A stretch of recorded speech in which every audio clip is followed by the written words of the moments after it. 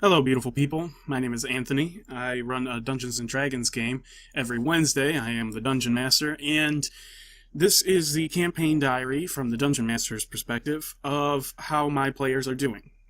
Now, we left off with them in a vault of ruins of a older ancient civilization called the Great Old Ones. Where we picked up this week was straight up into initiative with one of these Great Old Ones that had been corrupted by the liquid that has been oozing out of and into a crack in the ceiling that they have become all too familiar with as being a liquid that has been corrupting creatures and turning them into undead. So, we opened up the fight with the Great Old One. Barad was the first one up, I believe. He ran in and engaged in melee with the creature. He cast Shocking Grasp because the Great Old One had a vest on that had small metal plates on it, kind of like scale mail. So he got advantage on Shocking Grasp. They very quickly realized that this creature has magic resistance. They quickly realized magic was not as effective, so they used most of their spells to buff themselves, to do better physical and radiant, etc., etc. Now, I made changes to the Great Old One's Mind Blast capabilities. Normally it's a 60-foot cone, but given the size of this room, I thought, well, shit, if they all get stunned, they'll just die. This thing will kill all of them. So I made it a singular targeting mechanic. Not that it mattered, and you'll see why shortly.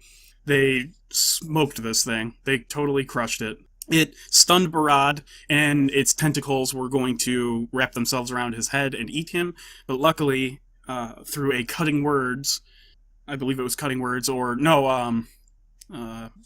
whatever the other bard cantrip is, vicious mockery, Barad was saved by Dylan. And he almost died. Luckily, he did not. The saving from Dylan saved him. And then Eratir walks up. He had a potion of Stone Giant Strength that he drank. He got enlarged personed by Dylan. He cast Crusader's Mantle, so he was like, they were jacked with buffs. And Eratir got a critical strike and just smashed the Great Old One's face in. And the Great Old One sunk back down into the pool. And I had wanted to do a second phase to this fight, just in case that it had ended quickly. Not a particularly dangerous second phase, but more of an interesting, creepy one. And it worked out fine. They killed the Great Old One, I think, in 3 rounds, maybe 4. And then it fell back into the pool of corrupted liquid. They got as they were all standing around it, waiting to see what was going to happen next. They could smell like this disgusting, decaying fluid mixed with what seemed to be briny salt water. And the second phase begins, and Eratir tries to wade into the pool before the second phase starts and slam his hammer down into the liquid, but it's pretty deep. Eratir is fucking huge at this point with all of the buffs that he has on him, though. So he wades into the pool, slams his maul down into it, splashing water everywhere. Barad gets hit a little bit, but everybody else manages to dive out of the way and not get splashed. After which, I tell him that when he swings his maul down into the puddle, it strikes what seems to be kind of a number of things that scatter and move around, and he wasn't sure what to do with that information. And then I described as the Great Old One kind of uses him for leverage as it climbs back up out of the pool. And he looks down and he sees that where he caved in the Great Old One's head, there's like this slug-like creature writhing around, wiggling, attached to where its brainstem is, or would be. And 6 more of these slug-like creatures, like, not leap, but sort of like flop out of the water and onto the stonework. Eratir smashes his hammer into the skull of this thing after Splash makes an attack. And together he gets another critical strike, and they smoke this thing, and he smashes the maul down into the brain area of the Great Old One, turning this slug creature into paste, and the rest of them let out an awful screech and explode. And that concluded the combat portion of things, and then they, looked around. He picked up the Great Old One as it was sinking back into the pool, and he tossed it out on the land, along with the black iron staff thing, scepter, more like a scepter, that the Great Old One rose from the pool with, and found out that the tentacles on it were still writhing, so they separated the Great Old One's body from the scepter.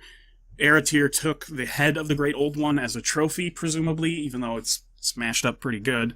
Maybe use it for a stein or something. I'm not sure what his intentions are. But they did pretty good, all things considered. So Barad decided that he was going to be the first one. He was the first one who mentioned it to me to start looting this room. So he starts, looking around and looting. And there's 2 chests in here, one of which is filled with rubies, 250 gold worth of rubies. He finds a small handle for what looks to be a short bow, and he picks that up and studies it, and he sees that there are archaic dwarven runes carved into the handle that indicate a name, the name Dolkavir. And so he pulls out Dolkavir, or rather, as he's like transcribing the glyphs, he says them out loud, and he says the name of the short bow, and the arms of the short bow fold out from the handle to reveal a very finely crafted dwarven short bow used for tunnel fighting and stuff like that. And it's got runes all over it, and he can definitely tell this is like a magic item. Now, I am a big believer in making my own magic items. I sometimes draw inspiration from ones that are in the Dungeon Master's Guide, but I want my magic items to be more than just a shitty +1 bonus. You know, I want it to be interesting. There's a story behind every item, and how it became magical, or was enchanted, or was held by a great warrior, or something of that name, you know? And so, Dolkavir is a magic item that requires attunement. I wrote a description. I give my players little item cards for the things. Dolkavir is this simple wooden handle extends into a dwarven crafted short bow when its name is spoken aloud. It reverts to its inert state after 1 minute of non-use. So every time he wants to use it, he just pulls out the handle, says its name, and the arms, the wings of the bow, if you will, fold out.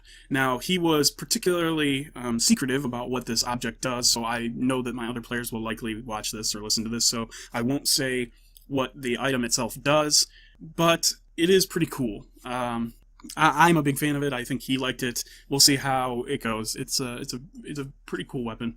As far as the backstory for it goes, and maybe he'll spend some time trying to figure that out. Who knows?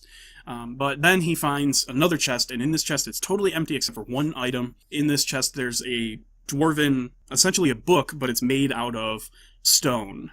All of the pages and the cover and all of that.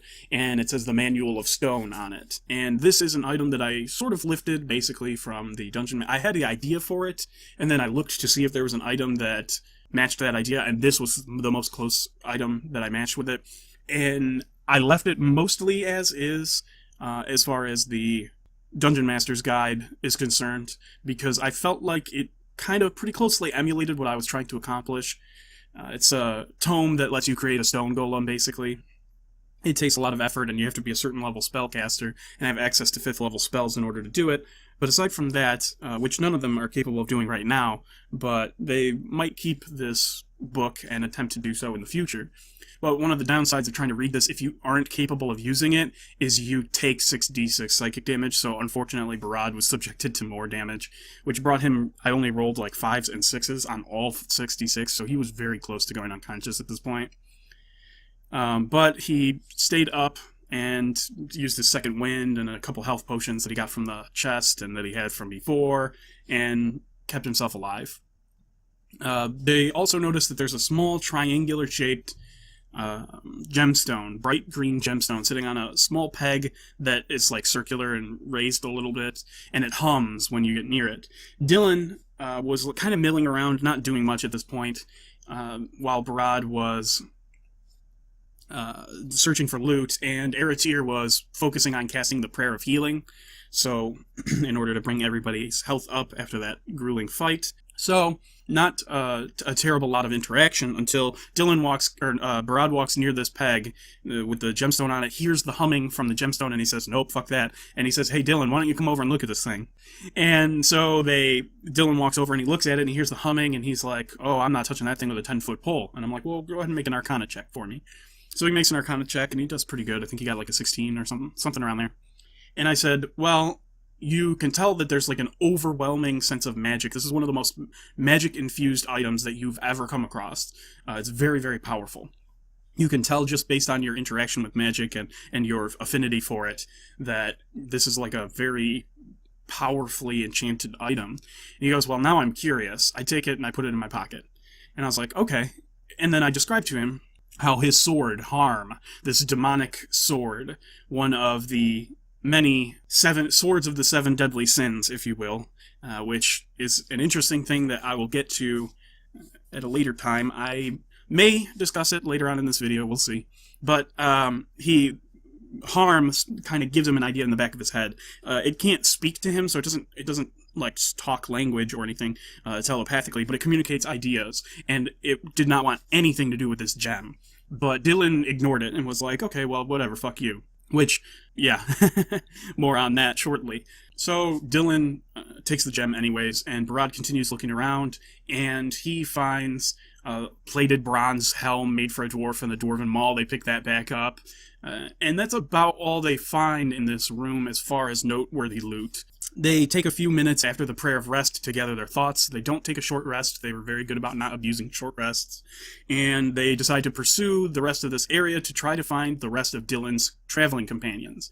So, they decide to go down south of the dungeon and along the hallway that goes to the right. And in the room in the bottom right-hand corner of the dungeon, or vault, whatever you want to call it. As they approach the curtain, the soundproofing curtain that separates some of the hallways from the rooms, harm begins to heat up, and Dylan takes 1d6 fire damage. And it communicates to him that he needs to get rid of this gemstone that he picked up. It is very adamant about this. Now, he reaches down, and he sees that the sword is bright red, like hot, very, very hot. He grabs it and tries to put it on the ground. I have him make a charisma saving throw to see if he can manage to do that, and he does manage to do it. But he is attuned to harm, and harm is forcibly attuned to him, and so he sets it down, but he can't look away from it. He's having a hard time resisting the urge to reach down and pick it back up and belt it to his waist again. Aratir comes over, and this was my absolute favorite part of this session. My favorite thing really boils down to my players getting in character and interacting with each other, and I really loved it. And Aratir walks over, and he kind of grabs Dylan by the face and forces him to look up at him, and he can feel the resistance in Dylan's head as he tries to turn to look back down at the sword. But he forces Dylan to look at him, and he puts his forehead to Dylan's forehead, and he says, "Don't worry, little brother, we'll fix this for you." And it was one of the most just awesome moments that I think I've ever experienced with my players. If I wasn't so involved, and I was like, if this was like I was something I was watching, I might have, teared up a little bit if I wasn't DMing at the time and needed to keep myself in check. But I loved it. Mark was awesome. He described reaching down into one of his pouches and pulling out like this ochre, this dye, and like a white dye, and putting like a symbol, like a holy symbol basically, on Dylan's face, and it was just awesome. And he was like, "I'll take care of this for you." So he takes out like this sackcloth bag, basically, like a sackcloth bag, burlap sack, if you will, and picks up Harm, and then he runs. He picks up Dylan under his other arm, and he runs back to the room they fought the Great Old One in, and he hurls Harm into the pool of acid. And I have Dylan make another charisma saving throw, which he rolls a natural 1 on. And I was like, "All right, Dylan, you worm your way out from underneath his arm." And Mark's like, whoa, I want to hold him. I don't want to let him try to go in there and get it. I'm like, okay. So they have a grapple check contested, and Dylan rolled a natural 20. He went from a natural 1 to a natural 20 right there on the spot, and wiggled his way out and dove into the pool head first to get Harm. He retrieves Harm and belts it back on his waist. He tries to, he has like a momentary thought process of trying to put it back in the acid, but I tell him that he is bound with the sword and he doesn't want to give it up now. So he just resigns himself and he straps it onto his waist and tells everybody that he wants to keep going.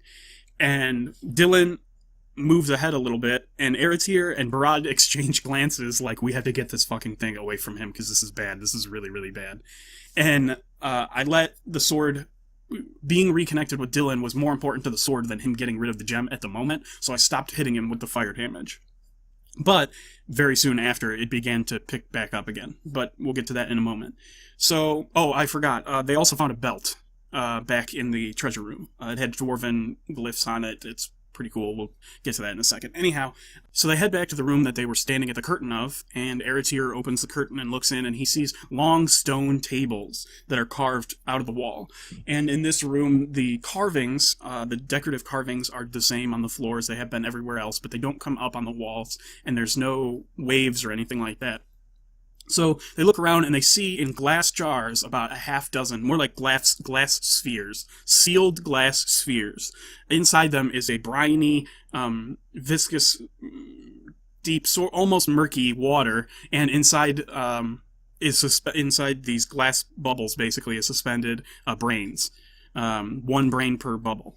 And they're like, we're not fucking with this, and they just keep going, which is good because if they had messed around with it, some compartments in the room would have opened, and grells, flying brains with like barbed spikes on the end of them and mouths, would have come out and started attacking them. And at this point, as much strength as they can save and muster is the best. So they realize that none of his companions are in this room. They don't want to mess around with anything because they don't want to get into any kind of trouble. So they keep moving up and they make it to the right-hand side of the dungeon, and they start going up the hallway.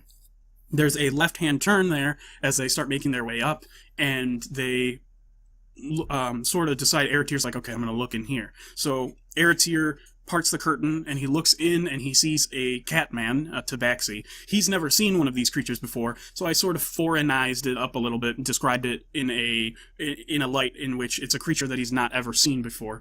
But the other two have seen a tabaxi, and so he describes to them a catman, basically, and one of Dylan's former adventuring parties and also former lovers, was a tabaxi named Alcide Concero, rogue extraordinaire. And immediately Dylan's like, I know a tabaxi, this has got to be one of my companions. And they go in and they watch this. So this tabaxi has his leg broken, and his like femur is protruding from his leg, and his collarbone is broken, and he's like got a bunch of barbs, like long needles essentially, that are spiked, stuck into his chest, and he's got a rapier in one hand, and he like raises it up to try to defend himself until he recognizes Dylan. So I went full on Khajiit basically for this character, which may, some people might dislike that, but I like the accent and mannerisms and stuff, and the sort of very cocksure status and nature of this character. It fit really well together for him to be kind of like a Khajiit from the Elder Scrolls lore. So he's like, Dylan, it is good to see you. You look as ugly as ever, and these two had a romantic history together, and who knows what happened back then. But Dylan had sort of sprung this last session by mentioning that his character was not interested in women, but instead interested in men.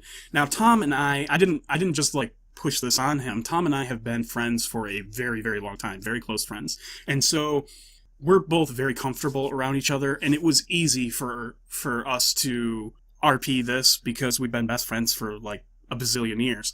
So I do not recommend, if you are DMing for someone that you've not been around with for a very long time, I don't recommend springing this on them. I definitely recommend trying to talk to them way beforehand and seeing if any kind of romantic interests or anything like that is okay with them, making sure it's within their comfort level and things like that, because unless you know the person extremely well, things like this typically go very badly because it can make someone feel very awkward and out of place and uncomfortable with what's happening. And then it throws the game out of whack, and you can't really get back to a place before that unless you are very mature individuals and you can just say, okay, well, this didn't work, let's just pretend it never happened. It is very difficult to go back to a place before then. So I don't recommend doing this unless you clear it ahead of time, you're doing it with someone you know pretty well, and you know it's not going to make them uncomfortable. Anyhow, so they exchange some light banter and some flirting. They try to heal up Alcide as best as they can, and they pull the bone straight, and it's horrifyingly painful, and Alcide passes out from exhaustion. But before he does, they ask him what messed him up so bad, and there's a number of deep scions hiding in a room that they have yet to go to up in the northern middle area. So they decide to take Alcide and backtrack all the way through the dungeon, through the ways that they've gone, back to the treasure room, and then take the hallway there and go north and then east and then escape. So as Dylan decides he's going to take Alcide by himself. Like, he's not going to let anybody help him. He's going to carry Alcide. And he moves at half speed while doing it. And he's not a particularly strong individual, but he does it because his affection and the connection that he has with his former adventuring companions is pretty strong. So he struggles through the process. As they make their way through the dungeon and then re-enter the treasure room, it hits Mark. I think it hit Mark more than it hit Erettyr, because Mark he's a fan of treasure, and he is nothing if not predictable in that sense. So he decides that he wants to take the dark iron staff that has the tentacles writhing at the top of it, the scepter. So he takes it and he puts it in his belt, and then the tentacles grab onto his arm, and these long, realistically long needles protrude from the tentacles and like jab into his arm and begin to do damage to him. So they have to, Barad and him pry it off while Dylan just keeps going. He's like, fuck you guys, I have to get Elsie to safety. This is what you get for picking up this crazy ass scepter. So he starts to continue moving through the dungeon. Dylan basically Barad braces his foot against Eretir's hip and hauls on the scepter as Eretir pulls his arm away, and then they throw the thing in the acid after they finally get it loose.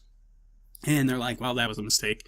They catch up to Dylan, and then the group of them, Rukin and Splash as well, all make their way back towards growth, because at this point they're like, we need a long rest, we need a chance to identify these magic items, and hopefully we can, set back out tomorrow for the war front and finish exploring they don't want to come back to this tomb, so on their way out they seal it, but they want to finish exploring the original route that they were going, because it might lead to a flank of the enemy forces, the undead forces that are slowly drawing closer and closer to the City of Growth.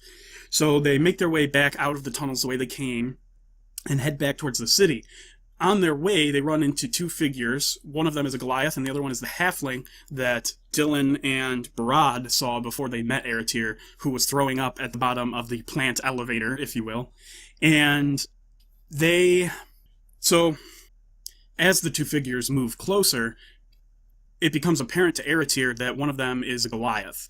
He's big, strong, and he's wearing armor that is essentially comprised of lots of different bones of different creatures that he presumably has defeated in combat.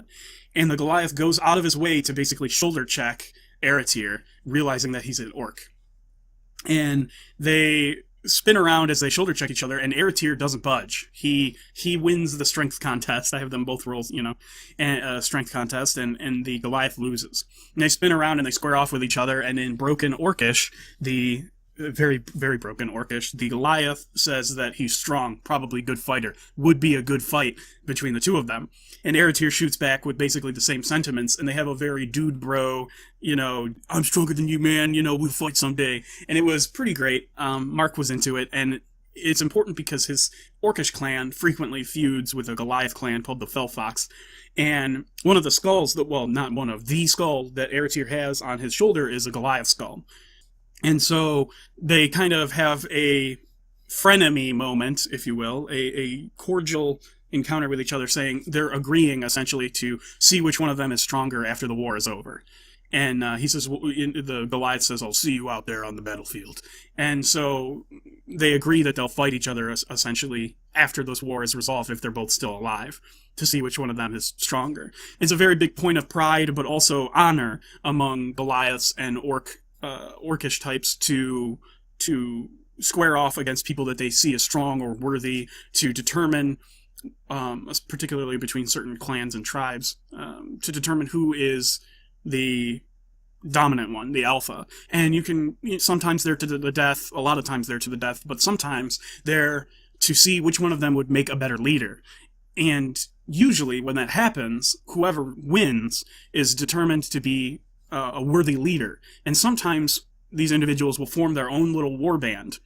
So if they do fight and Eretir wins, this Goliath might see Eretir as a worthy leader and follow him as a war chief, which would be really, really cool and interesting, because Eretir kind of looks at the group right now that he has, Dylan and Barad, as his little war band. And now that they've got Alcide, eventually maybe he'll be able to join them. And they've got Splash and they've got Rukin, and so Eretir's kind of unintentionally building up his own little war band, his own little tribe, which is very cool. But anyhow, they finish up that encounter as the Goliath makes his way with the halfling scrambling up the handholds of the bone armor to sit on the Goliath's shoulder. They head towards the war front, and the rest of the group heads back to Growth. And they make it back to their little dorm room, their plant-based dorm room, their fungal dorm room, if you will, that is suspended halfway up the cavern walls of the city, and they rest.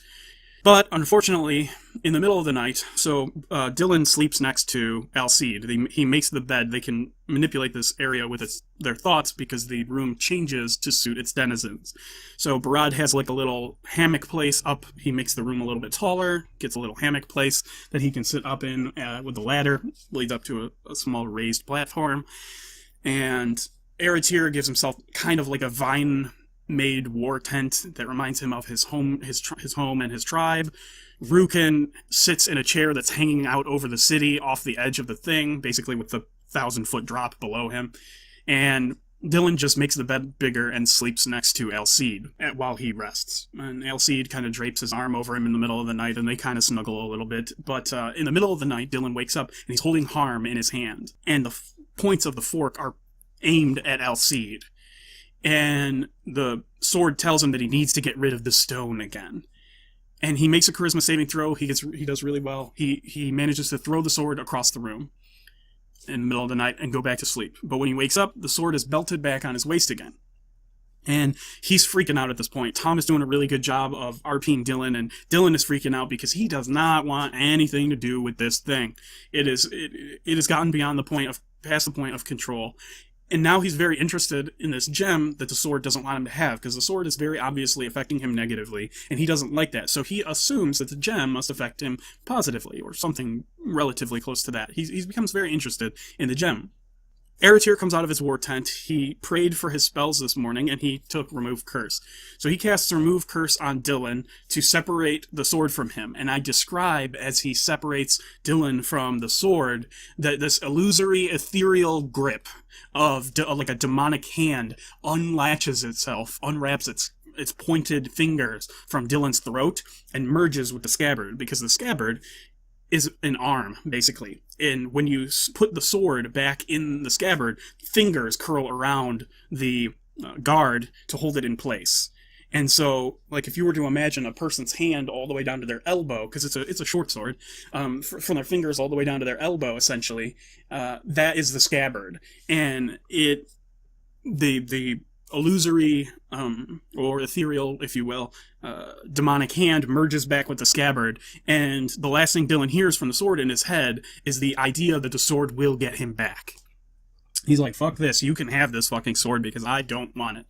Aratir knows the sword compromises you. He's not a fan of that. He wants to be in control of himself and his warband at all times. And of course, Barad has no desire whatsoever to get himself intermingled with the demon sword.